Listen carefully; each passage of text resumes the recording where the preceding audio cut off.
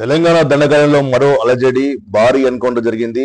ఈ ఎన్కౌంటర్ లో 7గురు మావోయిస్టులు మృతి చెందారు. ములుగు జిల్లా ఏటున్నారం సంబంధించిన ప్రాంతంలో ఈ ఎన్కౌంటర్ జరిగినట్టుగా మనం చెప్పుకోవచ్చు. అడవిలో అలజడి మొదలైంది. దండకార్య ఒక్కసారిగా దద్దరిల్లింది. తుపాకుల మూతలతో రక్తం మోడింది. పచ్చని అడవి ప్రాంతం కాస్త ఎరుపెక్కింది. ఇటీవల ఛత్తీస్గఢ్ అడవి ప్రాంతంలో వరుస ఎన్కౌంటర్ రక్తసిక్తమైనటువంటి విషయం తెలిసిందే. తాజాగా తెలంగాణలో మరో భారీ ఎన్కౌంటర్ జరిగింది. ములుగు జిల్లాలోని చెల్పాక సమీపంలో మావోయిస్ట్ అండ్ గ్రేహౌండ్స్ బలగాల మధ్య ఎదురుకాలు జరిగాయి. ఈ భారీ ఎన్కౌంటర్ లో 7గురు మావోయిస్టులు మృతి చెందారు. ఎన్కౌంటర్ లో మావోయిస్ట్ పార్టీ కీలక నేత భద్రు ఎన్కౌంటర్ మృతి చెందినట్టు పేర్కొంటున్నారు. ఆయనతో పాటు మృతుల్లో మరికొందరు కీలక నేతలు తెలుస్తోంది. సరిగ్గా వారం రోజుల క్రితం ఇద్దరు ఆదివాసుల ఇన్ఫార్మర్ నేపథ్యంలో మావోయిస్టులు హత్య చేశారు. వారం తిరిగే ముందే 7గురు మావోయిస్టులు ఎన్కౌంటర్ లో చనిపోయారు.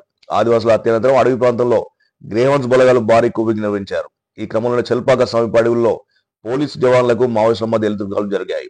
పోలీసులపై కాల్పులతో గ్రేహౌండ్స్ బలగాలు తిరిగి కాల్పులు జరిపారు. ఘటనా స్థలంలో 2 AK-47 రైఫిల్స్ స్వాధీనం చేసుకున్నారు. ఈ ఎన్కౌంటర్ లో ఇల్లందు నర్సంపేట ఏరియా కమిటీ హతమైనట్టు తెలిపారు.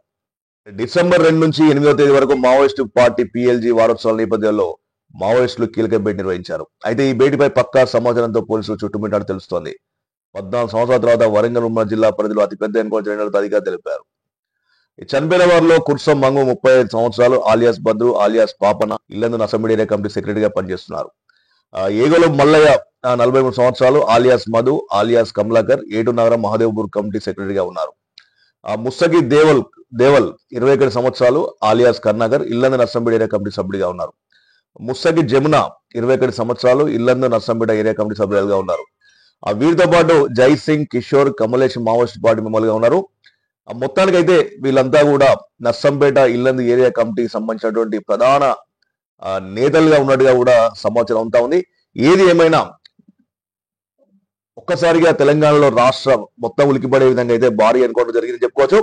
ఇద్దరిని ఇన్ఫార్మర్ల నెపంతో హత్య చేసినటువంటి మావోయిస్టుల తర్వాత ఇటు మావోయిస్టులకు కోలుకొని దెబ్బ తగిలినట్టుగా మనం చెప్పుకోవచ్చు. మొత్తానికి 7గురు హతమైనట్టుగా పోలీసులు అయితే ప్రకటించడం జరిగింది.